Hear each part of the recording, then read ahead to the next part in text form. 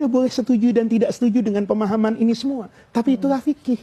Disitulah kemudian harus kembali kepada ulama, jangan sekedar mengambil hadis sebatas dia sahih. Tidak semua hadis itu bisa kita amalkan. Jangan orang oh ini hadisnya sahih. Ada dalam kata Imam Syafi'i itu idza shahal hadisu fahuwa madhabi. Kalau ada hadis sahih, saya itulah mazhab saya. Enggak bisa begitu.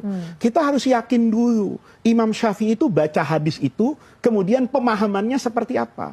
Karena hadis nih ya, yang Ummul Mukminin Nabi menyentuh Ummul Mukminin ketika sholat itu, ya, itu Imam Syafi'i tahu kok, gitu loh. Tapi kenapa Imam Syafi'i memutuskan menyentuh perempuan itu hukumnya batal? Karena dipahami Imam Syafi'i berbeda dengan pemahamannya Imam Abu Hanifah.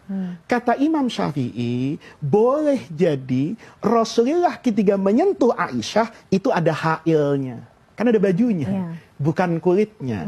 Maka hadis yang menunjukkan persentuhan Nabi dengan Aisyah itu kemudian tidak batal wudunya karena ada hailnya. Satu, ada hadis sahih nih, Ramadan, Nabi itu mencium Aisyah, kemudian keluar ke masjid, sholat. Kata Imam Syafi'i, kan hadis itu cuma menceritakan bahwa mencium perempuan sebatas kasih sayang bukan nafsu itu tidak membatalkan puasa. Soal di masjid Nabi wudhu lagi siapa yang tahu? Kata Imam Ahmad, nggak ada dalilnya kok Nabi wudhu lagi. Sama kata Imam Syafi'i, juga tidak ada dalilnya yang menunjukkan Nabi wudhu. Oleh karena itu pemahamannya berbeda. Jadi nggak semua hadis sahih itu kemudian dicomot. Ada hadis nih, ya, dulu Nabi itu hadisnya jelas tuh. Aftarul hajimu wal mahjum. Yang berbekam, ya tukang bekam, sama yang dibekam, itu batal puasanya. Hadisnya sahih. Tapi Imam Syafi'i katakan enggak. Berbekam itu tidak membatalkan puasa, baik buat yang bekam maupun yang dibekam. Kenapa demikian? Lihat lagi nih, ada hadis lain. Nabi itu berbekam dalam keadaan puasa. Tidak ada penjelasan Nabi kemudian puasanya batal, atau yang berbekam juga puasanya batal. Maka ramuan Imam Syafi'i, ini hadis pertama, ini hadis kedua. Yang kedua itu menghapus yang pertama.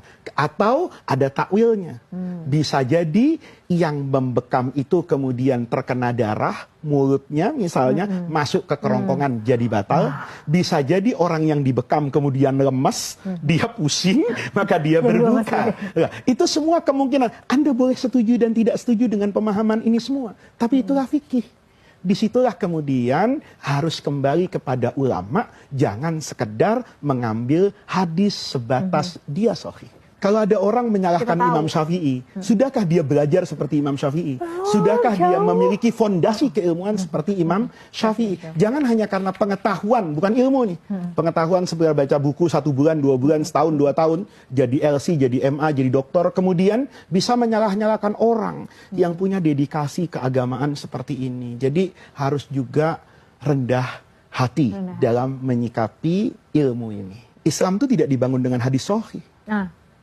Islam itu tidak dibangun sekedar dengan ayat Quran. Islam itu dibangun dengan ilmu. Ilmu yang berkaitan dengan Quran, ilmu yang berkaitan dengan hadis, nanti melahirkan begitu banyak cabang keilmuan. Anda belum belajar di sana, jangan mentahbiskan diri Anda sebatas sarjana agama, sebatas pernah belajar di Timur Tengah, sebatas pernah berguru sekian tahun, sebelum Anda menuntaskan itu semua. Belajarlah berakhlak, selalu merasa bahwa kemampuan kita terbatas, beri spasi dan ruang untuk pemahaman orang lain, sehingga kita bisa menjadi bijaksana.